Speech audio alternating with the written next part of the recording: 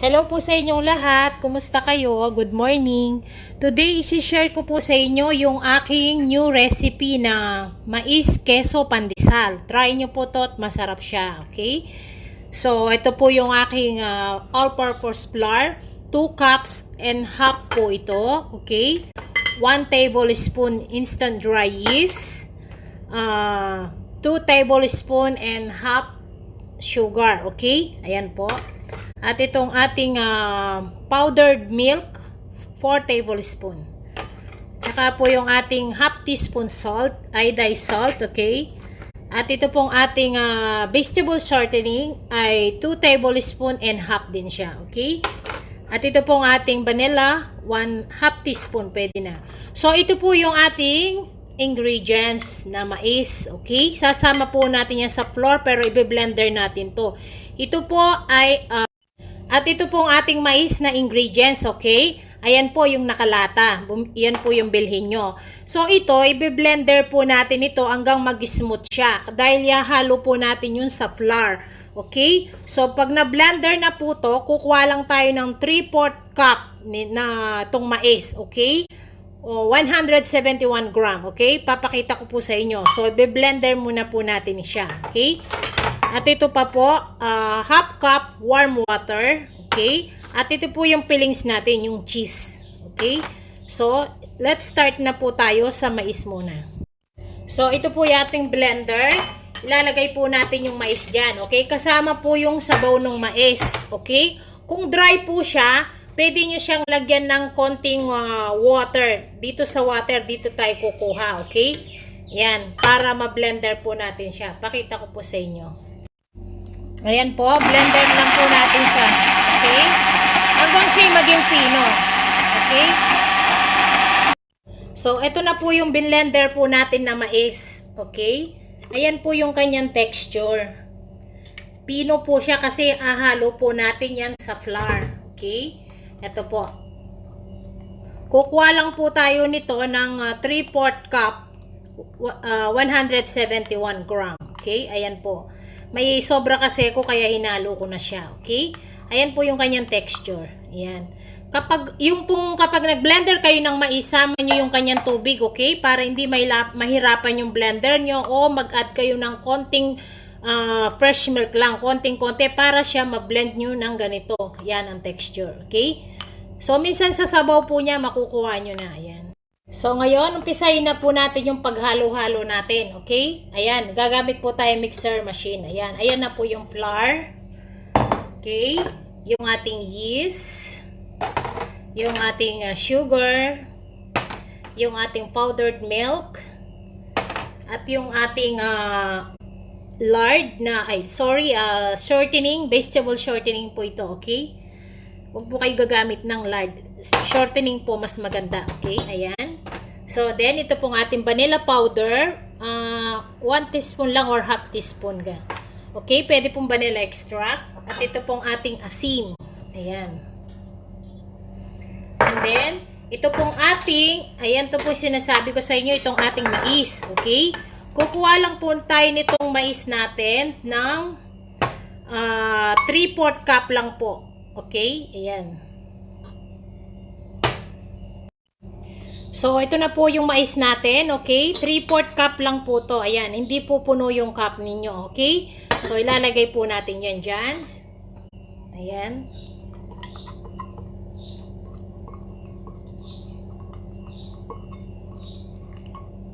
Simutin lang natin siya, okay? And then, ihahalo na po natin yung half cup warm water, okay? Half cup po yan. So, ngayon, start na po natin sa mixer. So, ayan. Start na po natin siya, okay? Hanggang mag-mix po yung kanyang dough at mais. Okay? So, ito na po yung ating dough. Ayan. Pag para po siyang rubberized na ganito, na yung hindi na siya ganong napupunit yung makunat na, ayan, okay na po to. Kahit sa lahat po ng mga bread na ginagawa nyo, may na machine nyo, okay? So, ngayon, ito po yung lalagyan natin. Malinis naman ang kamay ko. Nilagyan ko po ito ng olive oil o kahit anong oil na meron kayo. Okay? Pahiran nyo lang po yan para hindi siya para hindi po siya ma-dry, okay? So, ito po. So, tignan nyo po. Ito po yung texture ng dough na may halong mais. Ayan po, oh. Ang ganda po niya at ang bango-bango pa. Subukan nyo po, masarap po. Na-try ko siya. Okay? So, bagong recipe ko po to. Mais, keso, pandesal. Okay? Ayan. Promise, masarap po siya. So, ngayon, tatakpan po natin ito. Okay? Hanggang mag-double size po yan. Takpan na po natin ang cling plastic. Okay? Para po siya ay mag-double size na mabilis. Okay? Ayan.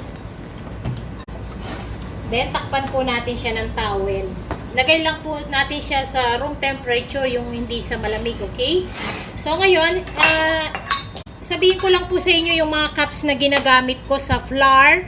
Ayan, yung mga liquid, yan din po yung ginagamit ko na mga cups, okay? So, ito naman po yung mga tablespoon. O spoon, half teaspoon, etc. Okay? O, minsan po kasi may nagtatanong sa akin. So, ito po sila. Kung ano po yung ginagamit ninyo na pantakal, yun din ang pang sa mga liquid o etc. para pantay-pantay po yung sukat ng ingredients nyo. Thank you. Ito na po yung dough natin. Ayan. Ang bilis po niyang nag-rise dahil mainit po dito sa kese kaya kagad siya lumobo at puno. Okay? So pag ganito na po siya, pwede na to. Let's start na tayo. Alisin lang po natin yung hangin niya. Okay? And then, lagay po natin dyan. Then, ganyanin lang po natin para mawala yung hangin.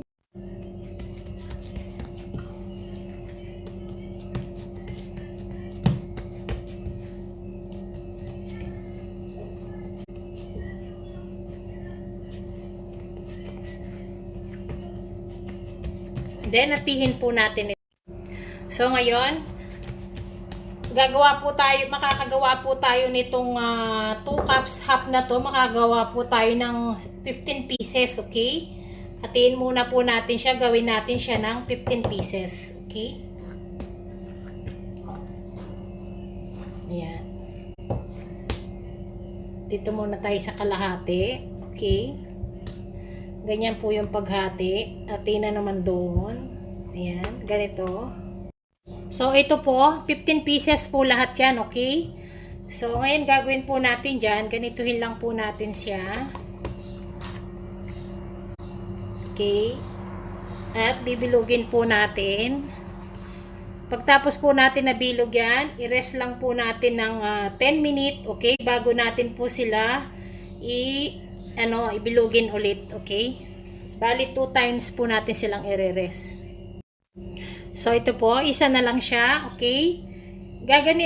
I-rest muna po natin ito ng 10 minutes, okay? Bago natin po sila papalamanan ng cheese, okay? Ganito muna po, yan. So takpan lang po natin yan ng 10 minutes, okay? Then bago natin po sila lagyan ng piling. So, after 10 minutes, ayan, lumaki na po silang konti after 10 minutes. So, ngayon, start na po tayo, okay? Takpan muna po natin yan. So, ito, yan po, nag-double size sila ulit, okay? After 15 minutes. So, ganituhin lang po natin to. Then, ito po yung ating cheese, okay? Lagay lang natin siya doon. Then, pag ganun lang po. Okay? Tinatakpan po natin yung para hindi nadadry. Then, konting ganun lang siya. Ikot ng konti. Okay? Ayan. Then, lagay po natin dito sa breadcrumbs. Ayan. Then, ito pong ating baking sheet na may, dito po natin siya ilagay. Okay? Ayan po. So, ito po, isa pa, okay? Ayan. Flatten lang natin, then ganituhin lang natin siya. Okay? Then, ikot lang natin siya ng ganyan. Okay? Then, lagay na po natin sa breadcrumbs. Ayan po, okay? Tapusin ko lang po lahat. So ito, isa na lang po siya. Gumawa din po ako yung walang cheese, okay? Para po makita ninyo, okay? Ayan. Then ikot lang po natin siyang ganyan.